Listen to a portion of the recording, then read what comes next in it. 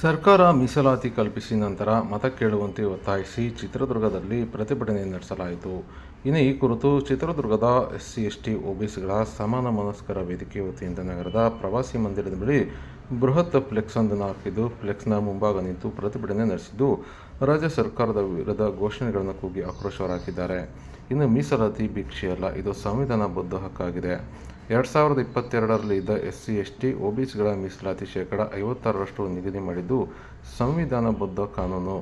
ಕೂಡಲೇ ಆ ಕಾನೂನನ್ನು 9ನೇ ಶೆಡ್ಯೂಲ್ಗೆ ಸೇರಿಸಿ ಸಾಮಾಜಿಕ ನ್ಯಾಯ ನೀಡಿ ಎಂದು ರಾಜ್ಯದ ಎಲ್ಲ ರಾಜಕೀಯ ಪಕ್ಷಗಳ ಮುಖಂಡರುಗಳಲ್ಲಿ ಮನವಿ ಮಾಡಿದ್ದಾರೆ. ಈ ಕುರಿತು ಜನಪ್ರತಿನಿಧಿಗಳು ಓಡಾಡುವ ಜಾಗದಲ್ಲಿ ಈ ಒಂದು ಫ್ಲೆಕ್ಸ್ ಅನ್ನು ಅಳವಡಿಸಿದ್ದು ಸರ್ಕಾರದ ಗಮನ ಸೆಳೆಯುವ ಪ್ರಯತ್ನ ಮಾಡಿದ್ದಾರೆ. ಅಷ್ಟೇ ಅಲ್ಲದೆ ಸರ್ಕಾರ ಮೀಸಲಾತಿ ನೀಡದೆ ಚುನಾವಣೆ ನಡೆಸುತ್ತಿದೆ, ಇದರಿಂದ ಅನ್ಯಾಯವಾಗಿದ್ದಾಗಿ ಪ್ರತಿಭಟನಾಕಾರರು ಆರೋಪ ಮಾಡಿದ್ದಾರೆ.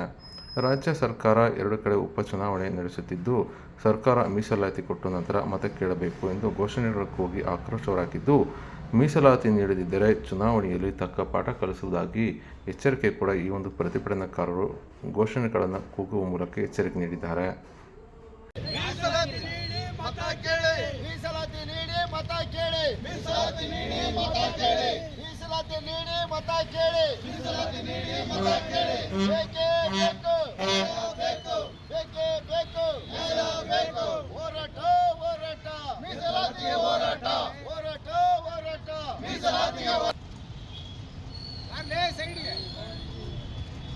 ದಾವಣಗೆರೆ ಉಪಚುನಾವಣೆ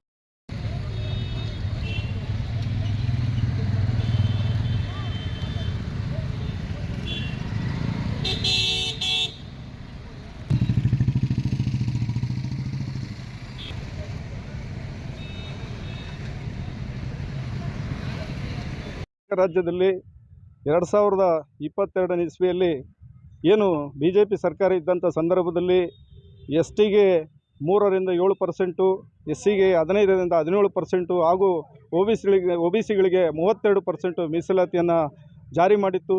ಆದರೆ ಅದನ್ನು ಈ ದೇಶದ 9ನೇ ಶೆಡ್ಯೂಲ್ಗೆ ಸೇರಿಸುವಂಥ ನಿಟ್ಟಿನಲ್ಲಿ ವಿಫಲರಾಗಿ ಇವತ್ತು ಇಡೀ ರಾಜ್ಯದ ಸುಮಾರು 4 ಕೋಟಿ ಜನಸಂಖ್ಯೆಗೆ ನಮಗೆ ಇವತ್ತು ಮೀಸಲಾತಿಯಿಂದ ಅನ್ಯಾಯ ಆಗಿದೆ. ಆ ಮೀಸಲಾತಿಯನ್ನು ಜಾರಿ ಮಾಡೋವರೆಗೂ ಈ ಹೋರಾಟ ನಿಲ್ಲೋದಿಲ್ಲ. ಇವತ್ತು ರಾಜ್ಯದ ಉದ್ದಗಲಕ್ಕೂ ಕೂಡ ಅನೇಕ ಚಳುವಳಿಗಳು, ಹೋರಾಟಗಳು ನಡೀತಾ ಇದ್ದಾವೆ.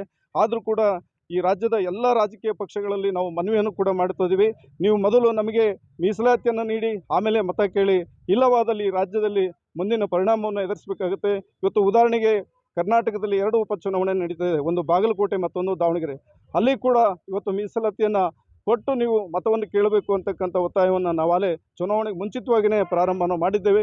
ಇವತ್ತು ಕೂಡ ರಾಜಕೀಯ ಪಕ್ಷಗಳಿಗೆ ಕರೆಯನ್ನು ಕೊಡ್ತಾ ಇದ್ದೇವೆ. ನೀವು ಯಾವುದೇ ಕಾರಣಕ್ಕೂ ಮೀಸಲಾತಿ ನೀಡಲಿಲ್ಲ ಅಂದರೆ ಮುಂದಿನ ದಿನಮಾನಗಳಲ್ಲಿ ನೀವು ಒಂದು ದೊಡ್ಡ ಪರಿಣಾಮವನ್ನು ಎದುರಿಸಬೇಕಾಗುತ್ತೆ ಅಂತಕ್ಕಂಥದ್ದನ್ನು ಎಚ್ಚರಿಕೆಯನ್ನು ಕೊಡ್ತಾ ಇದ್ದೀವಿ.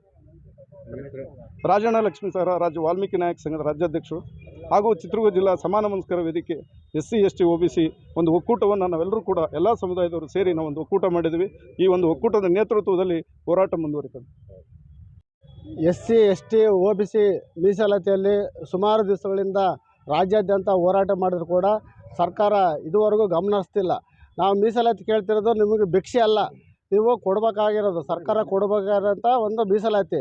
ಇದನ್ನ ಈ ಕೂಡಲೇ ಮೀಸಲಾತಿಯನ್ನು ಕೊಡಬೇಕು. ಈಗ ನೆಕ್ಸ್ಟ್ ಏನಾದರೂ ನೀವು ಓಟ್ ಕೇಳಬೇಕಂತಂದೇಳಿ ಮನೆಗೆ ಬಂದರೆ ಮೀಸಲಾತಿ ಕೊಟ್ಟರೆ ಮಾತ್ರ ನಿಮ್ಮನ್ನು ಓಟ್ ಕೇಳಕ್ಕೆ ಬಿಟ್ಕೊಂತೀವಿ ಅಂತಂದೇಳಿ ಈ ಸಂದರ್ಭದಲ್ಲಿ ಹೇಳ್ತಿದ್ದೀನಿ. ಲಕ್ಷ್ಮೀಕಾಂತ್ ಲಿಂಗವರಟ್ಟಿ, ರೈತ ಸಂಘದ ಜಿಲ್ಲಾಧ್ಯಕ್ಷರು, OBC.